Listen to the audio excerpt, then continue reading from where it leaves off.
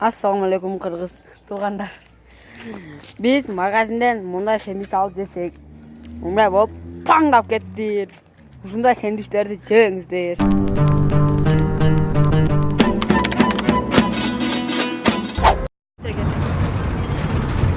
Тартып ооба.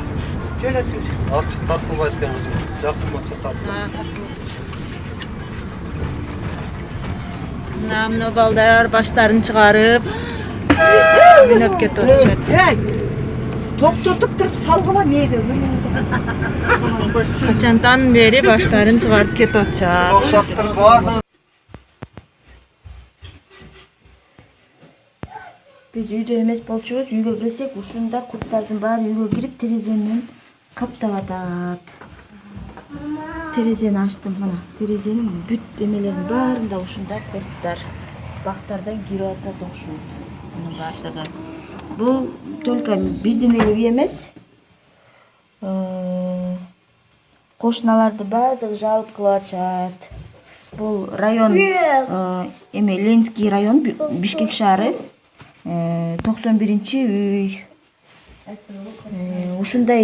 Ушундай курттар бүт каптап, мен үйдө кичинекей балдарым бар, чагып атат. Мен кантип жашайм мындай курттар менен билбейм. Тазалап чыктык, кечинде эле тазалагам, кечөө келип. Кайра эле ушундай толтура кирип атат. Терезени ачып койсок, шаар ысык, ачпай койсок воздух жок. Мына көргүлө кандай тарбалаңдаган, жүрөктү айланткан курттар. Бул чагат дагы окшойт. Биздин Бишкек шаарынын мэриясына кайрылып, ушул бактарды дезинфекция кылуусун суранам.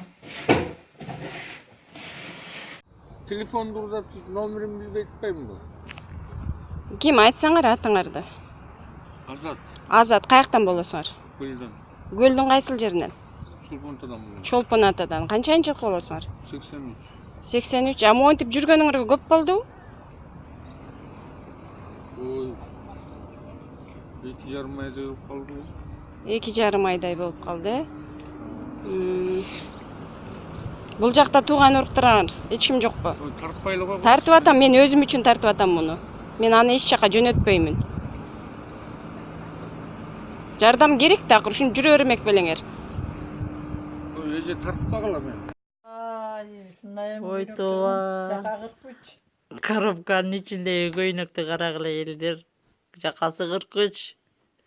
5 жашар балага ылайык келбей турган көйнөк экен. Коробканы алганда этияттап карап алгыла, уят болбойбу. Мына Кыргызстанда ысталган. Жолдун ортосу койгон. Ушу столбаны койгондо сәл чекерак алып койгулачы. Жолдун ортосуна сайып койгон. Туугандар, мына бүгүн базардан өрүк алып келдик. Баткендин өрүгү экен, мына. Азыр мен азыр ачып көрсөтөм, мына. Көрөсүңөр азыр.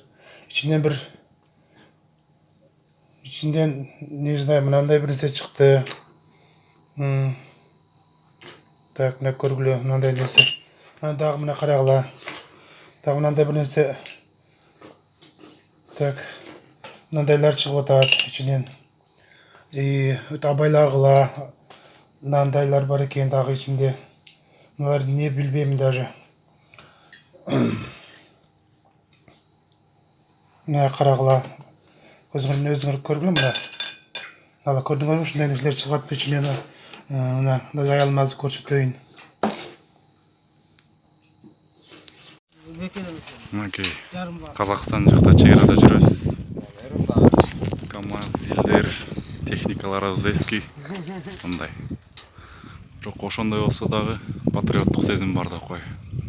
Мындай желекти чаптап, түкүлдөтүп, Бишкекти жыргатып атабыз да кой.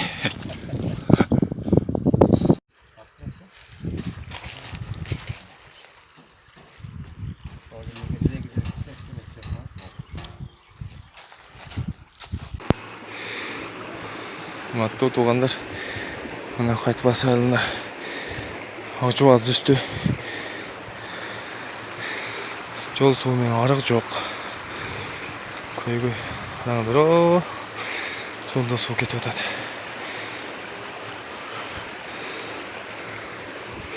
Бұл жағына қара. О, тигенде жолға су ашып келіп отады. Беспредел.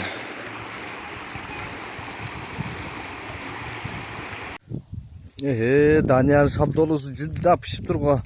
Не қылтасың досым? Жоқ, маған қарасаң. Шабдолу жеп отасың ба? Шабдолу жегені ноқаттан төмойынға Даниярдың Шабдолуға келдік. Жейін деп, маған Шабдолуны маған да алсам, içiden мұндай данек шығып отыр. Ой, енең, данегін авайлағыла деген. Балдар, жештен алдын авайлағыла, içiden мұндай данек шығып отыр.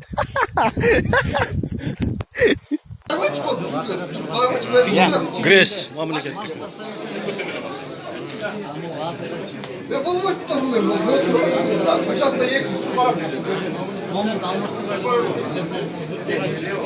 Мен деген адам. 20 аққошқы бар. 3 кіші қабыл алады.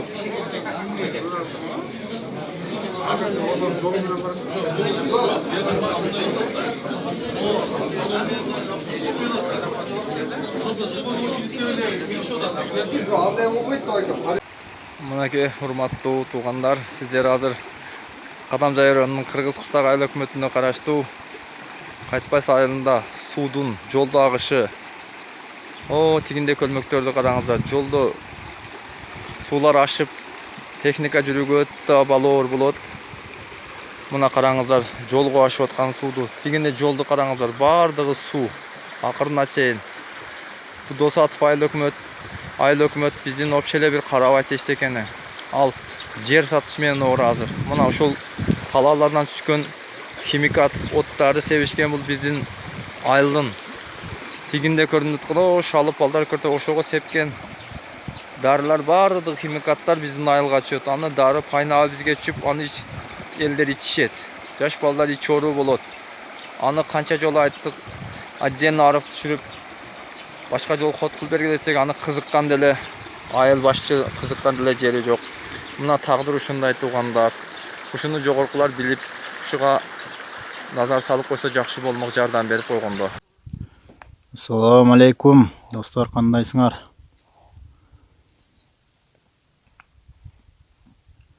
Жайлоого чыгып, мындай чүкүрүдөн жеп тургула. Жайлоого чыгып, жей турган өсүмдүктөрдөн жесеңер өтө ден соолукка пайдалуу. Карагат, чүкүрү, итмурут. Бул ден соолукка өтө пайдалуу да.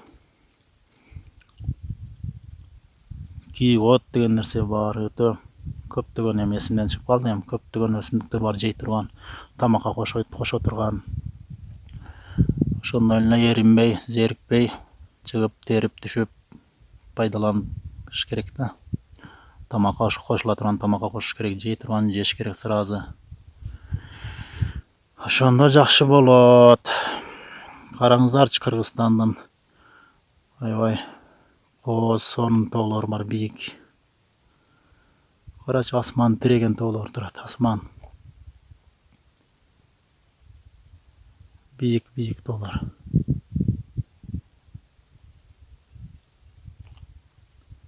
Мен да бул көптө эле бийик жерге чыккан жокмун. Азыр дальше чыгабыз. Альпинисттер жолда калат да. Вот приехали в горы Барскаунское ущелье. Вот и посмотрите, что у нас тут выше Гагарина происходит. Посмотрите. Это вообще ужас, ребят. Это вот Барскаунское ущелье. Там вон Кумтор ездит мимо. Ну, вот дорога Кумторовская. Это уже мы, я не знаю, километров, наверное, 15 поднялись в горы. Вот, посмотрите, вон. Бутылки везде, посмотрите, как наши местные отдыхают. Посмотрите. Вот, видите, жгут. Потом говорим, что у нас леса горят, деревья. Вон, смотрите. Это что? А? Объясните мне, пожалуйста, люди, пожалуйста, вот вот как можно вот такую красоту вот такой вот мусоркой убивать? Я не знаю, я не понимаю. Вот честное слово, вот что творится. Вот так вот. Вот. Смотрите. Сейчас иду. Вот. Видите, что происходит? Я думаю, это надо, наверное, задуматься. Не только отдыхающим, но и местным людям. Вот. И это же не в одном месте, это же много чего еще. Ассаламу алейкум, кыргыз эле. Мен силерге азыр бир нерсе көрсөтөм. Мындай нерсе көрсөтөм.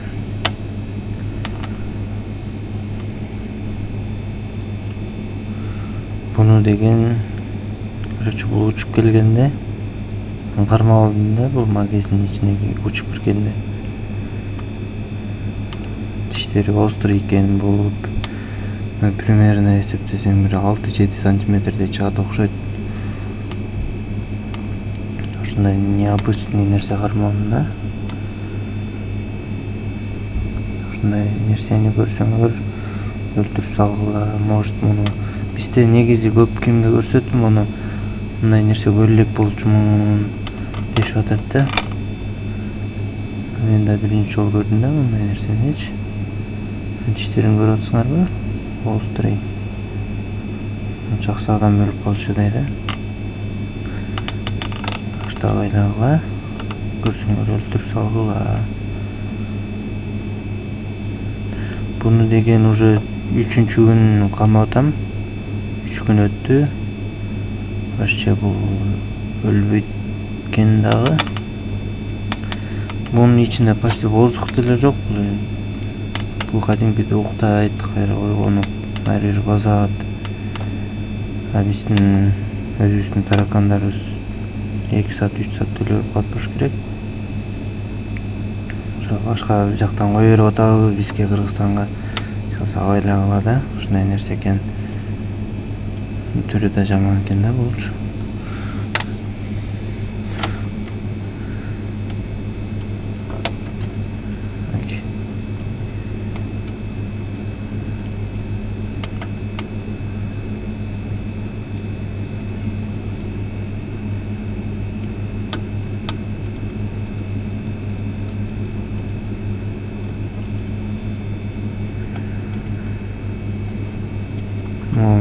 Мүйүсү, ишалса, кашыбы бир 6 сантиметрдей чыгат окшойт. А бул учканда башка учат экен да. Чоң болуп, канаттары чоң экен да. Ошо достор. Абайлагыла.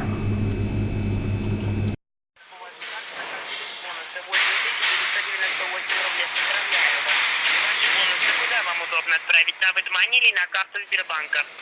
Ага. Куда удобно? Ну, карту, конечно. На карту Сбербанка. Хорошо, назовите номер карты, можете Что, номер надо сказать? Да, номер карты. Назовите по 2 цифры, мы сейчас вам уже их отправляем. Вы можете снимать их в любом банкомате Сбербанка. Полный номер надо сказать? Да, возьмите карту в руку. Сейчас, минуточку.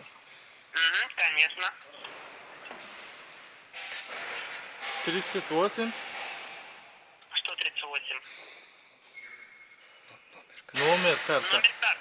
Да. Возьмите номер карты сначала. Сначала? Да. 42. 42, далее. 76. Далее. 38. Далее. 20. Далее. 54. Далее. 69. 69. Да. Далее. Все? Нет, смотрите, 42, 56, 800, 99. 99? Да, Ваша карта на руках или нет, скажите? на руках. Это вы можете до конца сказать, верную карту до конца. Я полный сказал, вы, наверное, неправильный.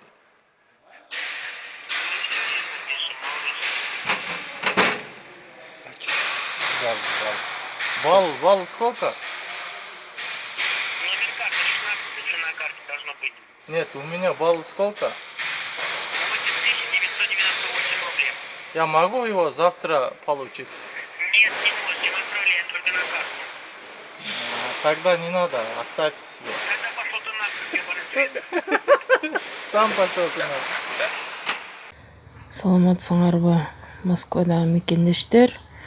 Но Умай клиник, метро Братиславскийда Умай клиникасын барыңыздар білсеңіздер керек. Көп адамдар сұрап, ошолордун катарында мен өзүм деле сурап издеп барганмын. Мага УЗИни мен мартта, 12 мартта барганмын. Мага мени УЗИ жасады врач Каримов Арстан экен, Шавкатбекович, УЗИст. Мынандай результаттар чыкты. Кыскасы, бул жерде желчный пузырь, селезенка, көкбоордайбыз, поджелудочная железа, правая почка, левая почка барын карады. Боорумда гана жировой инфильтрация печени деп чыгарыптыр. А мына жерде желчный пузырь обычной формы, стенки не утолщены, содержимое анехогенное деп жазылыптыр. Буну мен интернеттен карасам, желчный пузырь өтө жакшы деген болбосо дагы жакшы состояние деп жазылган экен. Бул мына 2019 жылы, азыркы 19 жылдагы УЗИ.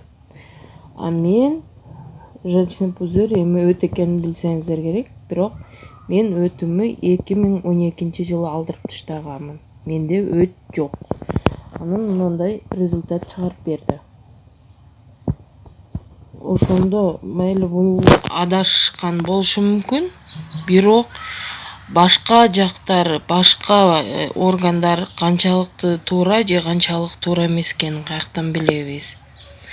Ошон үчүн врачты дагы таап, жакшысын көрүнөлү, талаада жүргөндөн кийин баарыбыз ооруйбуз, баарыбыз ишенип Кудайдан кийинки врачтар кылып барабыз, бирок мындай результат чыгарып бергени туура эмес деп ойлойм.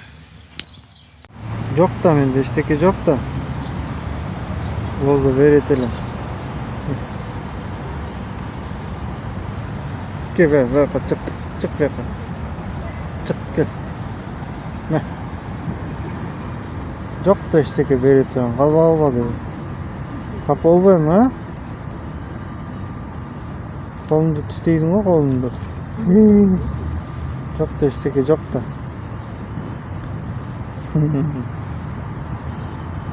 Gel. Koluma çık götürüm gel. Gel.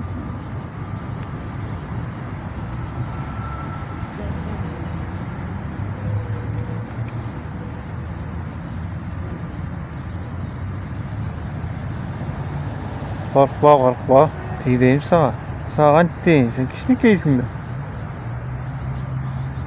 Çık gayra çık. Это все, что контроль такие. Çık bak. Çık. Çık bak. Gel koluma gel.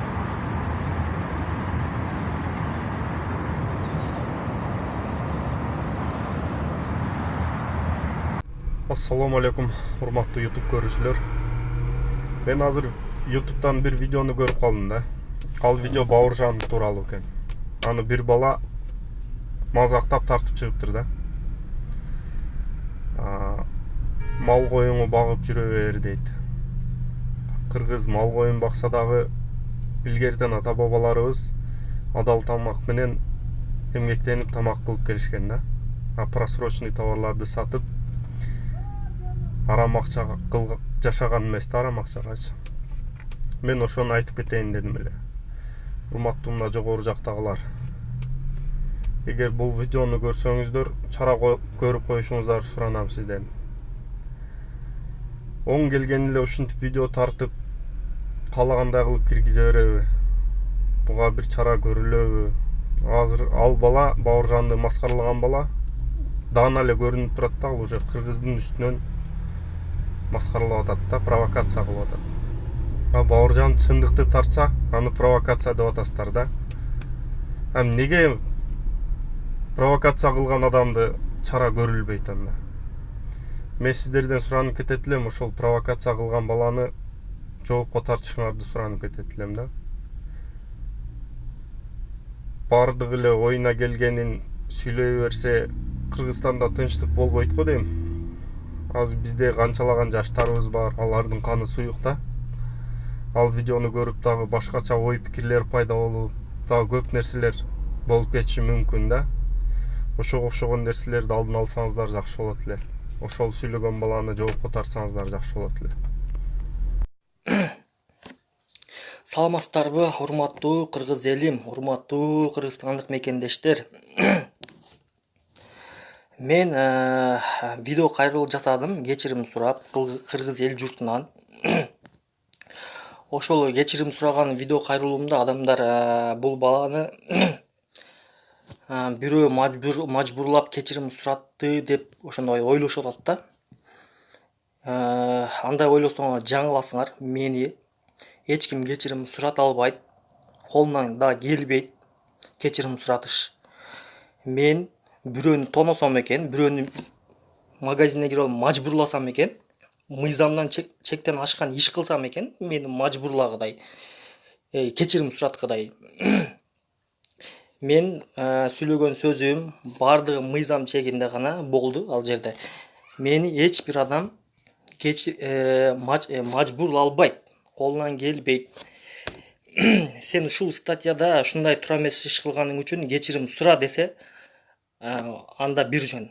Ушундай мыйзамга туура келбеген ишти сен ушундай кылдың эл журтка дей турган болсо, мен даярмын.